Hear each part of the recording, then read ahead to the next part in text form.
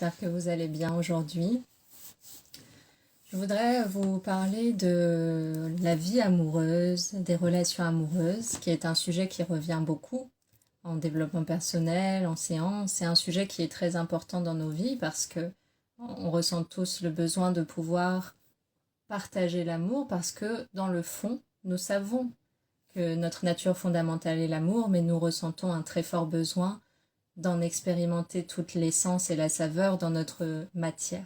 Et pour ça, on a besoin d'un autre, avec des grands guillemets, pour être le support de notre amour, pour être un espace d'application de notre nature d'amour. Et ça peut souvent, pas toujours, mais ça peut souvent se passer dans les relations amoureuses. Ce qui peut parfois créer des déséquilibres dans les relations amoureuses, c'est le fait de penser qu'un autre être soit responsable de notre bonheur.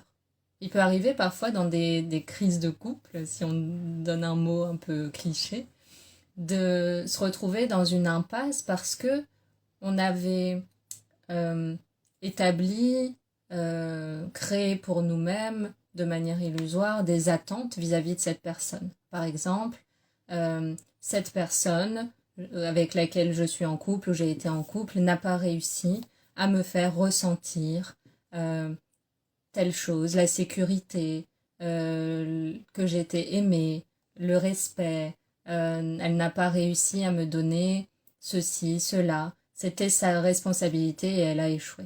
Et en fait, que ce soit en amour ou dans n'importe quelle relation, il est important de comprendre que l'autre n'est et ne sera jamais la clé pour nous faire ressentir quelque chose. Il faut bien comprendre que nos relations, au même titre que le reste de l'existence, est là pour nous montrer les potentiels à notre propre esprit. Donc, ça peut être intéressant de se dire, par exemple, si dans une relation amoureuse, je ne me sens pas considérée ou j'ai pas l'impression d'avoir beaucoup de place ou d'importance dans la vie de l'autre, regardez, qu'est-ce que ça dit de moi, cet événement, cette situation? Est-ce que je peux me poser la question de l'amour dont je me sens digne? Est-ce que j'ai l'impression que le modèle parental que j'ai eu a pu me donner une certaine vision du couple? Est-ce que finalement, dans ma vie quotidienne, j'ai énormément de masculin, j'adore prendre les devants, j'adore tout maîtriser? Est-ce que ça laisse à l'autre dans ma vie la place pour venir lui aussi me donner de l'énergie masculine, c'est-à-dire prendre les choses en main, m'épauler, faire preuve d'une énergie de protection envers moi? Est-ce que je laisse la place à l'autre pour ça? Et puis, il y a vraiment aussi que les relations amoureuses, comme les autres sphères de notre vie, peuvent être le reflet, donc bien sûr, de nos conditionnements conscients et inconscients, mais aussi peuvent être des résonances de nos expériences passées. C'est ce qu'on appelle les schémas. Pourquoi il y a des schémas? Parce que une relation ou un moment précis de notre existence, et ça peut même parfois être avant d'être en âge d'être en couple, dans notre vie, a pu nous faire ressentir une forme de séisme émotionnel. Ça peut être par exemple le sentiment d'être rejeté. Et donc, ce séisme ne fait que se répéter, parfois dans le travail, parfois dans les relations amoureuses, parfois en amitié, simplement parce que ce premier séisme émotionnel n'a pas été résolu.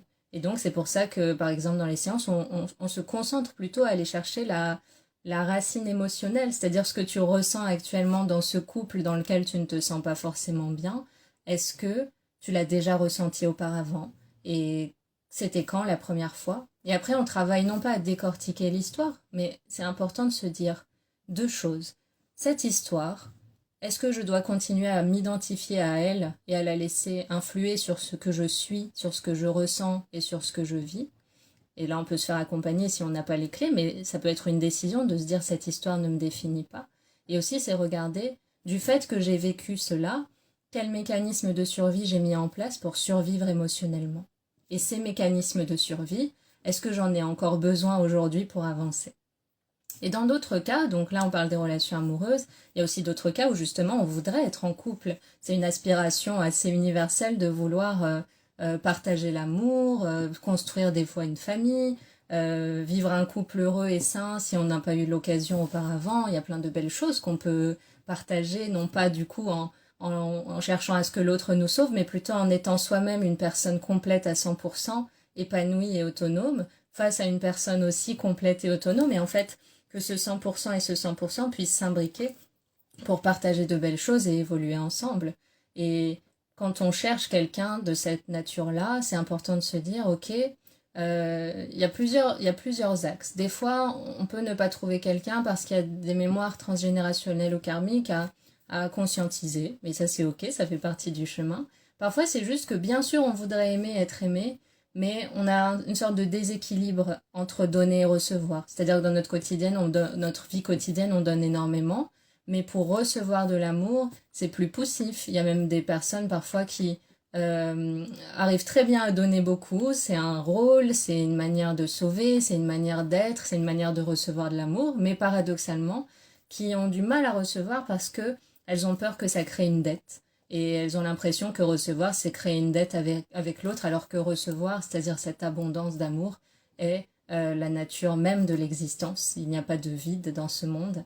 Et il s'agit juste de se rendre réceptif, mais pas juste pour dire, bah, je décide d'apprendre à donner et recevoir en équilibre. C'est plus regarder pourquoi ça peut me faire peur de recevoir et comment on peut travailler à libérer cette peur, à la comprendre et à l'accueillir tranquillement pour s'autoriser à une nouvelle réalité.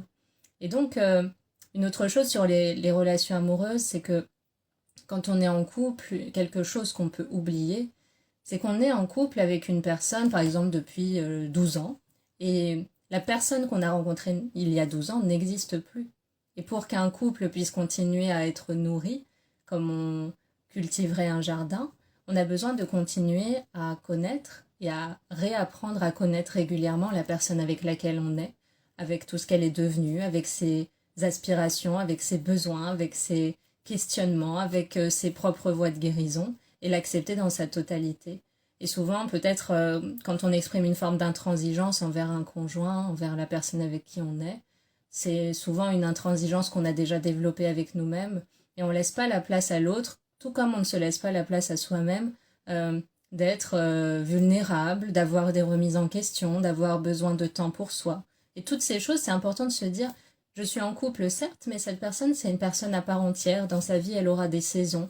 Dans sa vie, elle aura peut-être besoin de mon soutien, alors que ça n'a jamais été le cas auparavant. Peut-être qu'elle aura des remises en question, des doutes sur son chemin, et que ça n'a pas forcément à voir avec moi, et que peut-être je peux être dans ce moment-là plutôt un soutien, un guide, lui tenir la main, et que quand ce cap sera franchi, on pourra redevenir l'entité couple, mais que pendant un temps, peut-être que chacun a besoin de progresser juste en tant qu'être humain. Et pour autant, ça ne veut pas dire qu'on doit cesser de s'aimer. Donc il y a toute une posture presque de sagesse, de recul à poser. Même si c'est un domaine affectif, on peut finalement regarder les choses, non pas depuis le point de vue d'un individu effrayé à l'idée de manquer d'amour, mais plutôt du point de vue d'un individu qui est heureux de partager l'amour avec une personne et qui peut se donner les moyens de comprendre les choses, d'amener du relief, d'amener de la nuance, de laisser le temps faire les choses et se poser toujours la question, cette situation, elle se présente à nous. Si elle n'est pas idéale, eh ben elle a un message pour nous deux. Et la seule chose que vous pouvez faire, c'est pas décrypter pour l'autre, mais c'est décrypter pour vous-même. Qu'est-ce que ça dit de moi? Est-ce qu'il n'y a pas quelque chose que j'ai besoin d'abandonner, de comprendre, de reprogrammer en moi pour pouvoir vivre une relation d'amour plus saine ou juste accueillir dans ma vie plus d'amour et pouvoir me partager avec quelqu'un tout ce que je suis et puis construire des belles choses qui ne vont pas forcément... l'idée, c'est pas se dire je ne serai heureux ou heureuse que quand je serai en couple.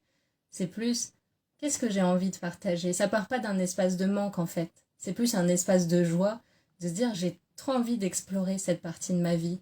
Et j'ai bien envie aussi de me donner les moyens d'évoluer dans mes croyances, dans mes conditionnements, dans mes peurs pour aller vers ça.